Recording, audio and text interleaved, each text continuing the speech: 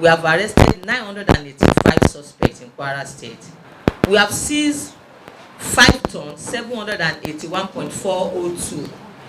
That is 5,781.4 kilograms of drugs that has been mocked up in Kwara State. In addition, we have also convicted 68 drug offenders. This is 600 blocks of cannabis that is weighing 304 kilograms of cannabis that is being arrested just last week. This is arrested at Jeba. This vehicle has it has a federal government plate number.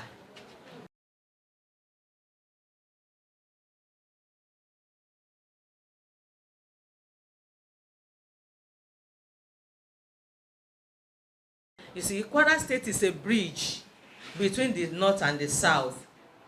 So it is strategically located. And this strategic location is making it a transit hub for drug activities.